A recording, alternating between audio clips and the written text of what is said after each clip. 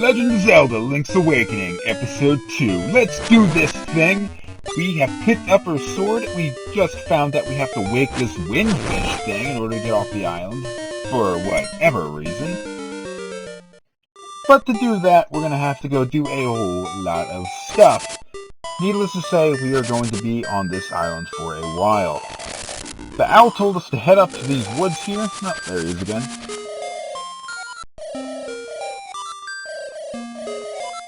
Mysterious Wood. Sounds like a porn star name.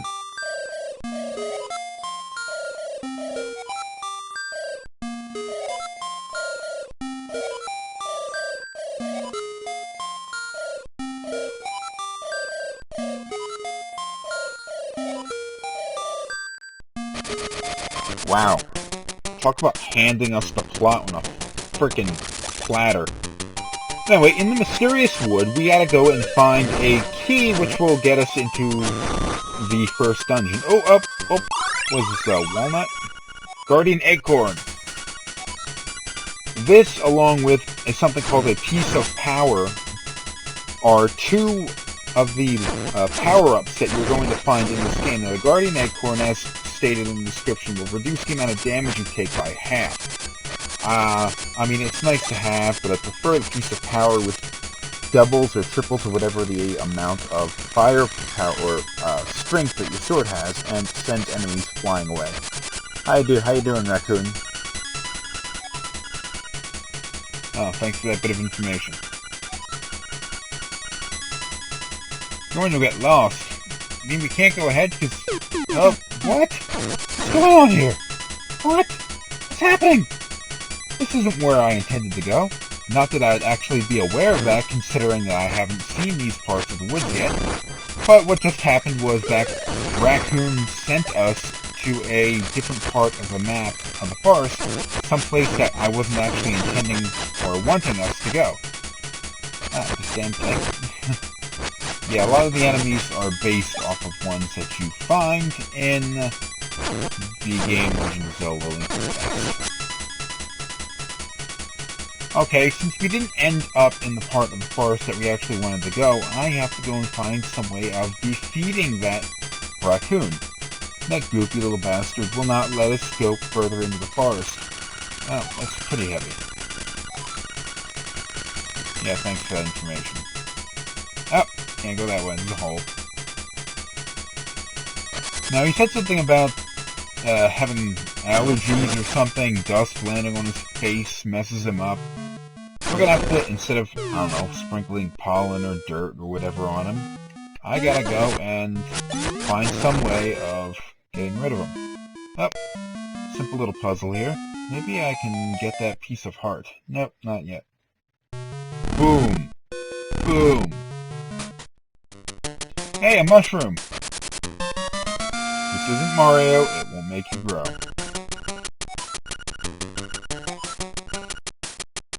Around your nostrils.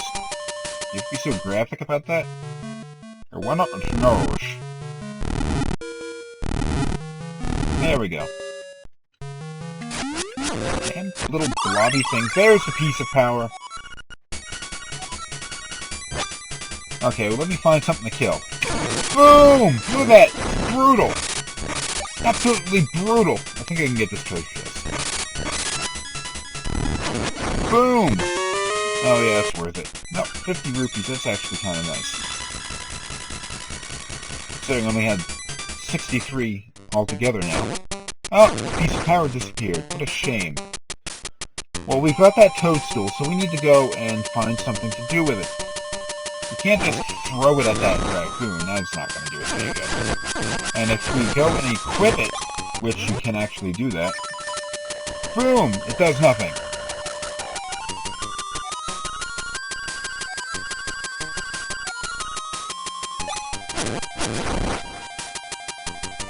Oh, fortunately, anybody who played... Ah, another acorn. Anybody who played the game Legend of Zelda Link to the Past, or watched my videos on it or whatever, would remember a little part in the game where you picked up a mushroom Then you could bring it to a local witch who turned it into magic powder. Well, congratulations, they did the exact same thing in this game. Nice creativity there, buddy.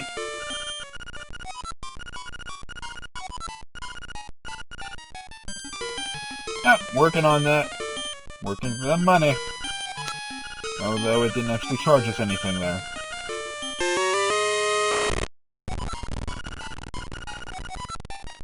Okay, the magic powder replaced the mushroom in our inventory. Rat! Okay, that did us nothing.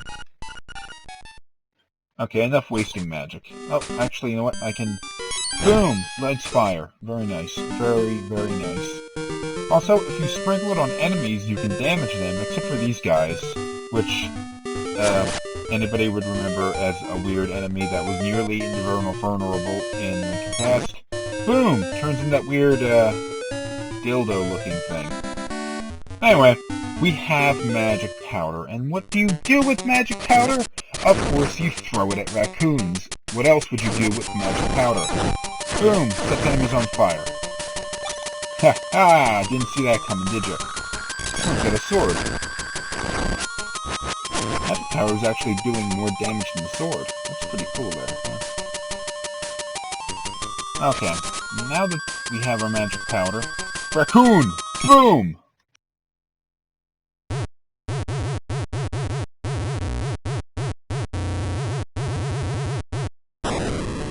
Hey, it's Mario-looking dude named not Mario. Okay, he ate a mushroom, then dreamt he was a raccoon. Either he got freaking trippy on some shrooms, or he actually turned into a mushroom. What was his name again? Key! I got the tail key! It opens the... Oh, okay. Yeah, thanks for that information. Just walking us by the hand through this plot, isn't he? Alright, we got the tail key, take it to the tail cave. Didn't see that one coming. And it'll let us in. Now, the tail cave is down near the beach. It's not on the beach. Damn, you get a lot of these acorns. Whatever randomness is determining that we get these things is really playing in my favor. Oh, we can get a piece of heart if we jump in here. Just like in Link to the Past, once you get 4 pieces of heart, it fills up 1 full heart container and your total amount of life will increase. Now, if I head this way instead of down south further, I can bring myself close to Tail Cave.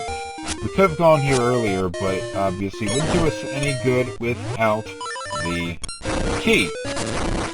So, there we go. Haha, fell down an enemy. Fell down a hole. There's Tail Cave.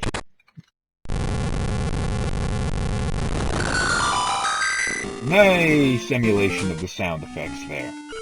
Level 1, Tail Cave. I guess this is where people go to get booty calls or something. Key! Got a key. Got a key, everybody. What the hell? Piece of power! I love it! And we got a compass. Now this compass, you can show where the chest and nightmare are hidden, but this compass has a new feature. A tone will tell you when a key is hidden in a room when you enter. Actually, it's not as dumb as it sounds. It's actually quite useful. Get the hell out of here! Because, I mean, sometimes when the key shows up is quite obvious, and sometimes the puzzle, in order to access them, like in this room, really easy, step on the switch, you get key.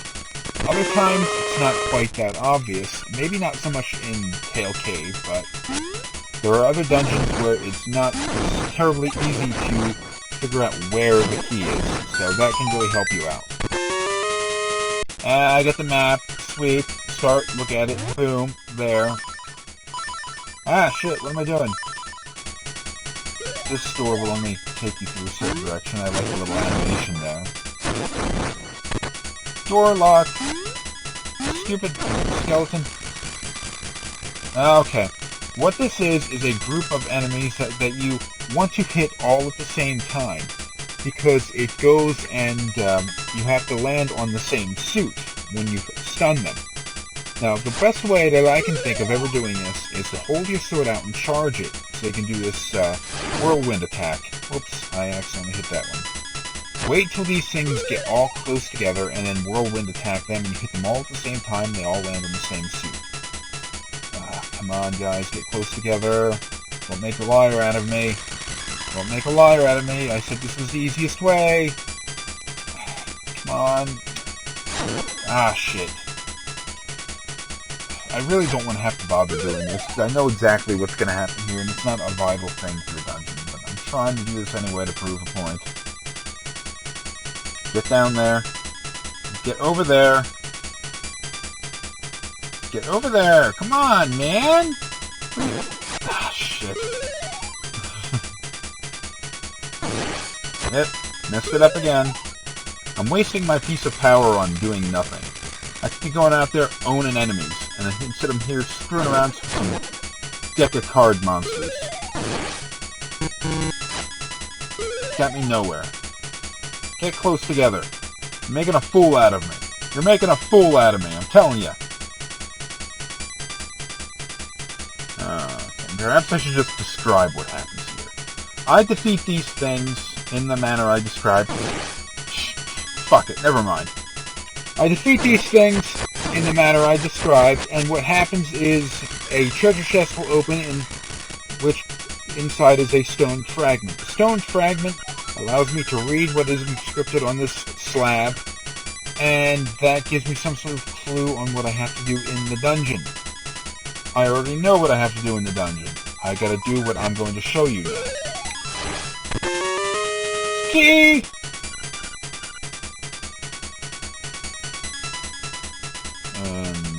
Up here. Haha. Up in this direction, just like in all of the other Zelda games that were leading up to this, what you have is every dungeon contains a special item. Which, actually that inscription told us to bump these guys upside down to take them out. Every dungeon has a special item in it. It's this piece of equipment that you can only gain in that dungeon, and it helps you solve puzzles, or perhaps it helps you in combat. In this dungeon, the first item we will be picking up is Rock's Feather. Now we can go and equip Rock's Feather, and allows us to jump. Boom! Not just jumping over enemies or up the items. Oh yeah, by the way, we have side-scrolling portions of this game, but fear not, it will not be a repeat of Zelda 2. Goombas! Mario crossover at its finest. We can also jump over holes in the ground. Look at that crap. Jumping over holes. Sweet. Now, one of the unfortunate things I really don't like about this game, and it's not really a fault of the developers so much as it is a technical constraint of the Game Boy, it's that, well, look at what we have here. We have rupees! Sweet! Joy! Almost sarcastic in its remark. We only have 2 buttons on the Game Boy. 2 action buttons, A button, B button, and that only allows us to have a certain number of items equipped at any one time. In this case, I have the sword and Rock's Feather equipped at the same time, and that's... oh, big key. Nightmare key, rather. We have the sword equipped, and we have Rock's Feather equipped. So, we cannot, during this time, use either the shield, which for some reason is an equipable item, and one that's not just passively on Link like the shield is in every other Zelda game. And we can't sprinkle the magic. Now, magic in Link to the Past was was an equipable item, so it wasn't bound to its own. Button. But things like the Pegasus boots were, which in this game you have to equip it like any other item. And it makes some weird parts of the game where you have to unequip the sword in either to have two special items being used at the same time. Oh, that was a mini-boss, by the way, not the main boss. I defeated it quite easily, and when you defeat it, you get this little portal that takes you back to the beginning of the dungeon, in the event that you want to do something like that. But anyway, what I was trying to get at, as my voice broke for some reason, there can be some really irritating parts of the game where I can't do anything here. What's going on here? There are some really irritating parts of the game where you have to unequip the sword and equip like two items at once in order to, boss battle. In order to progress. It also means during this game you're going to spend a lot of time accessing the menu, stuffing your, damn it. That actually drops us into that dungeon. You're going to spend a lot of time shuffling in and out of the menu, equipping different items in order to get the, ah, shit! I'm getting hit, and I died! That is a shame. Good thing this isn't an episode of Until I Die. And I can jump right back to where I left off, thanks to that warp thing. Anyway, later on in the game, I'm going to be doing a lot of shuffling through menus in order to complete puzzles and whatnot. Damn it, that is not working out for me. Let me back up there. Let me up there. This isn't fair. This enemy we're fighting here, you may recall from the game Link to the Past, it was the end boss, or not, it was the dungeon boss in the Tower of Hera. I kind of always liked that design of enemies, so I'm pleased to see that it made a return in this game. And this game is, I would say up until recently, it was the only actual sequel to the game Link to the Past. The Link series, Legend of Zelda series, is kind of convoluted in its storyline. The storyline is always actually quite simple. But the fact is that all of the games seem to exist. Oh, shit. What in the hell happened? What in the fuck? Where am I? Is somebody gonna fill me in? What is this? Did I just stumble across some weird bug? I don't know what the hell this is.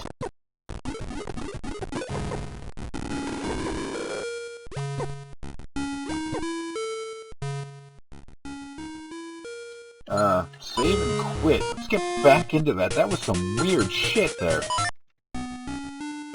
I have no fucking idea what that was. It's some weird bug I've never experienced before. Maybe that's an emulator thing. I jumped as I fell into the dungeon and I went up into that. Maybe that's... Did that happen in the normal game? Let's try this again. I got knocked over way too many times. The strategy you want to use is Rock's Feather to hop over this guy while he is in that weird rampaging mode, where he's flying around real quick. Hit him real quick, and then Rock Feather jump over him as he zips around. Yeah, we've heard this shit before. And as he's jumping around, he gets near you, jump, jump. One more hit, and I think he's done. Anyway, I like this enemy style, and I'm glad to see its return. And this game was probably, up until A Link Between Worlds, it was the only sequel to The Legend of Zelda: A Link to the Past. And while all the Legend of Zelda games exist in the same time frame, at least I think they do, well actually no, they don't exist in the same, they all exist in the same universe, but there was sort of this idea that different games took place in different versions of the universe based on different events that occurred in the past changing history, and A Link to the Past was the I think the branching off point, this is all convoluted and confusing, but I'm pretty sure the Link that we're playing as in this game was the same Link in A Link to the Past, which is of course not the same Link that existed in Majora's Mask or the first Legend of Zelda and all those games. But anyway, we got some cello here. We get a bunch of these instruments, and that will, if we get all of them, we can use them to wake the windfish and escape from the island. So, boom! There we go. First dungeon down, first instrument picked up, second episode.